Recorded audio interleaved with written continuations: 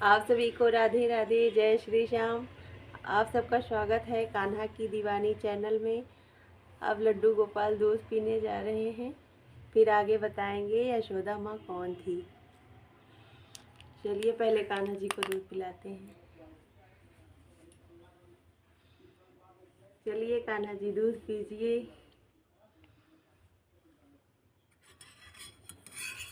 हमारे कान्हा जी दूध मक्खन बहुत पीते खाते हैं। बहुत अच्छा लगता है कान्हा जी को खाना मक्खन। हमारे कान्हा जी बड़े नटखट हैं। देखो कैसे दूध पी रहे हैं, अपने सब भक्तों को दिखा रहे हैं ना कान्हा जी।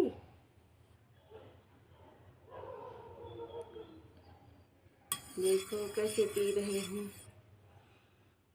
कान्हा जी दूध गर्म तो नहीं है?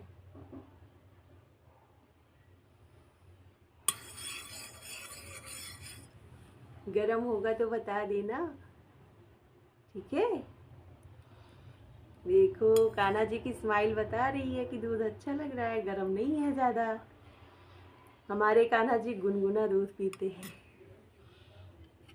बस कान्हा जी दूध पी लिए, अब पानी पियेंगे। चलिए कान्हा जी अब पानी पीजिए।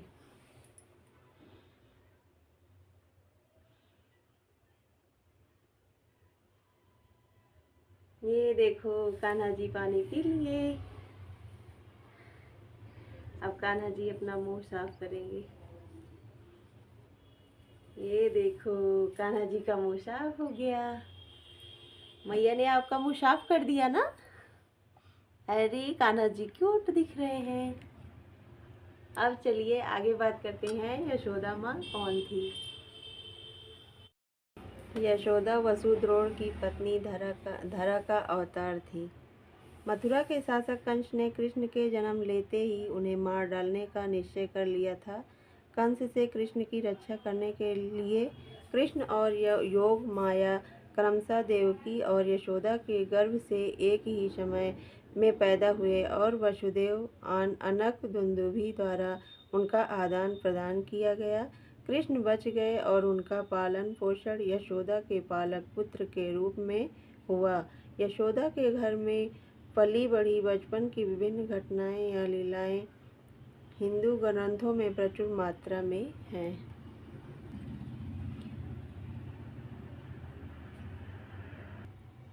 भागवत पुराण में यशोदा की प्रशंसा इस प्रकार की गई है। ना तो भगवान ब्रह्म है, ना ही भगवान शिव, और ना ही भाग्य की देवी जो सदैव भगवान की अर्धांगिनी हैं। वे इस भौतिक संसार से उद्धार करने वाले भगवान से ऐसी कृपा प्राप्त कर सकते हैं जैसे माता यशोदा को प्राप्त हुई। अब हम बात करेंगे कृष्ण के मुख में ब्रह्मांड कैसे दिखा था।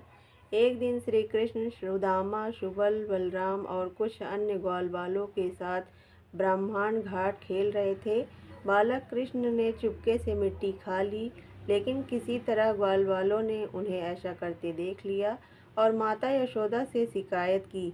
यशोदा दौड़ी हुई आई और कृष्ण का हाथ पकड़कर उन्हें डांटने लगी। भय से कांपते हुए कृष्ण ने कहा, माँ, मैंने कोई मिट्टी नहीं खाई है। ये सभी लड़के झूठ बोल रहे हैं। अगर तुम्हें मुझ पर विश्वास नहीं है तो तुम मेरे मुंह में झाँक कर देख सकती हो। यह कहकर कृष्ण ने अपना मुंह खोला और उसे संपूर्ण ब्रह्मांड दिखाई दिया, जिसमें सभी चर अचर प्राणी, आकाश आदि तथा उनका अपना धाम भी था। भागवत पुराण के अनुसार एक बार कृष्ण रेत में खेल रहे थे और उसे निगल रहे थे। यह देखकर यशोदा कृष्ण पर क्रोधित हो गई और उन्हें एक ओखली या चक्की के पत्थर से बांधकर दंडित किया। बालक ने ओखली को मारुत्रु नामक वृक्ष के पास खींच लिया और खुद को जुड़वा वृक्षों के बीच फंसा लिया। तुरंत पेड़ों ने कुबेर के पुत्रों नलकुवर और मणिग्रीव के अपने मूल रूप को पुनः प्राप्त कर लिया। देवताओं को नारद द्वारा शाप दिया गया क्योंकि उन्होंने उनकी बात नहीं मानी थी और कृष्ण से मिलने के बाद वे वृक्षों के रूप में अपने शाप से मुक्त हो गए थे। उन्होंने बालक को श्रद्धांजलि दी, जिसने उन्हें आशीर्वाद दिया और दोनों वैष्णवपुरी लौट आए। अब हम बात करेंगे कृष्ण भगवान पूतना का वध कैसे किए। जब राक्षसी पूतना शिशु कृष्ण को अपने विष से स्तनपान कराकर मारने का प्रयास करती है तो कृष्ण उसकी प्राण शक्ति चूस लेते हैं, जिससे वह एक शव में बदल जाता है। राक्षसी की मरती हुई चीखें सुनकर यशोदा को पता चलता है कि शव अभी भी उसकी गोद में अपने बच्चे के लिए हुए हैं। यशोदा उसे छीन लेती है और उसे नुकसान से बचाने के लिए उस पर गाय की पूंछ का ब्रश लहराती है।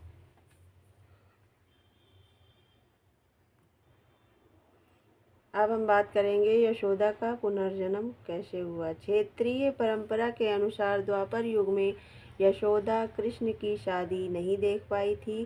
कृष्ण ने उनसे वादा किया था कि जब कृष्ण कलयुग में वेंकटेश्वर के रूप में फिर से अवतार लेंगे तो उन्हें उनकी शादी देखने का मौका मिलेगा।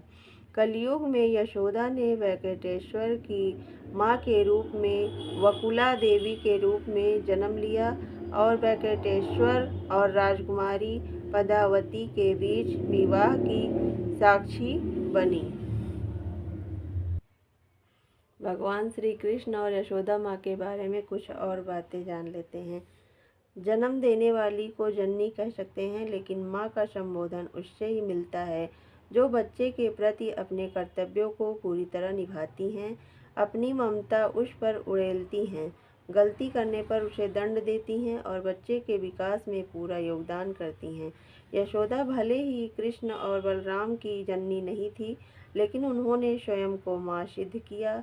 कथाओं के अनुसार श्री कृष्ण को यशोदा ने नहीं बल्कि देवकी ने कंस के कारागृह में जन्म दिया था। कंस की क्रूर दृष्टि से बचाने के लिए देवकी ने उन्हें यशोदा के यहाँ भेज दिया। यशोदा को तो जैसे भगवान मिल गए। एक कथा आती है कि यशोदा अपने पिछले जन्म में वसुश्रेष्ठ द्रोण की पत्नी धरा थी, जिन्होंने ब्रह्मांड से पृथ्वी पर जन्म लेकर श्री कृष्ण की सेवा करने का वरदान मांगा था। इस वरदान के फलस्वरूप ही वे यशोदा बनी और भगवान की सेवा उन्होंने उन्हें पुत्र जानकर की।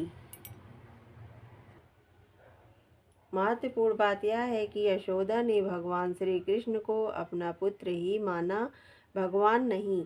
यह कहने की आवश्यकता नहीं है कि प्रत्येक माँ अपने पुत्र में भगवान का ही रूप देखती हैं। यशोदा ने कृष्ण को सभी अच्छे संस्कार देने का पूरा प्रयत्न किया।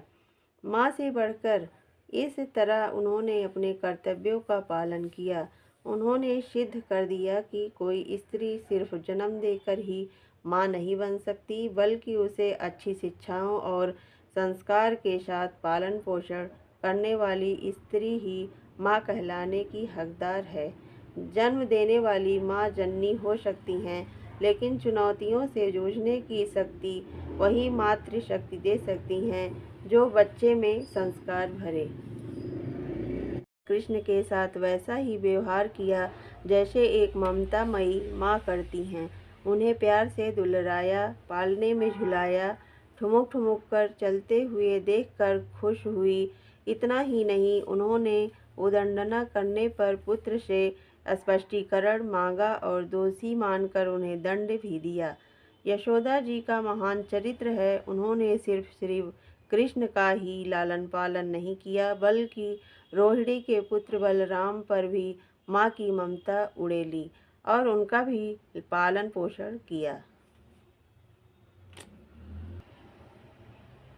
भक्तिकालीन कवियों ने श्री कृष्ण की बाल लीलाओं का जितना संजीव चित्रण किया है, वह यशोदा के वात्सल्य भाव के बगैर कैसे संभव था। यशोदा हरिपाल ने झुलावें, माता यशोदा के यहाँ रहकर ही श्री कृष्ण ने कंस के भेजे हुए राक्षसों का वध कर दिया, यह जानते हुए भी कि बालक ईश्वर का स्वरूप है, लेकिन उनका हृदय उन्हें अबोध बालक के रूप में ही स्वीकार करता रहा। माँ का हृदय बिल्कुल ऐसा ही होता है, जो अपनी संतान को हर विपत्ति से बचाने को तत्पर रहता है। पूतना, शकटासुर, धेनुक जैसे असुरों के वध के बावजूद यशोदा श्री कृष्ण को अबोध बालक ही अनुभव करती रही। यशोदा जी से जब भी कृष्ण ने श्री कृष्ण की शिकायत की, उन्होंने पूछताछ की। जब बलराम ने बताया कि बालक कृष्ण ने मिट्टी खाई है, तो वे चिंतामग्न हो गई। उन्होंने कृष्ण से कहा, मुँह खोलो। भले ही कृष्ण के मुँह में यशोदा को मिट्टी की जगह ब्रह्मांड दिखा। इसी तरह गोपिकाओं की माखन चुराकर खाने की शिकायत मिलने पर भी माँ यशोदा ने कृष्ण से सवाल जवाब किए। दोषी पाए जाने पर दंड दिया, उन्हें ओखली से बांध दिया। यशोदा कृष्ण के भोले जवाबों से विगलित भी हो जाती। जब कृष्ण मथुरा गए तो यशोदा देवकी को संदेश भिजवाती हैं कि कृष्ण को सुबह माखन रोटी खाने की आदत है। एक प्रसंग है, बचपन में बलराम कृष्ण को चिढ़ाते हैं कि तू यशोदा का पुत्र नहीं है, उन्होंने तुम्हें मोल लिया है। इससे कृष्ण यशोदा से प्रश्न करते हैं कि मेरी माँ कौन है। इस पर यशोदा कृष्ण पर अपना प्यार लुटा देती हैं और कहती हैं, मैं ही तेरी माँ हूँ। यशोदा ने भले ही सच ना बोला हो, लेकिन इससे बड़ा कोई सच नहीं कि माँ वह नहीं होती जो जन्म देती हैं। माँ वह होती हैं जो बच्चे का पालन पोषण करती हैं। यह प्यारा सा वीडियो आप सबको कैसे लगा, कमेंट में ज़रूर बताएं। लाइक सब्सक्राइब ज़रूर करें। हरे कृष्णा, राधे राधे।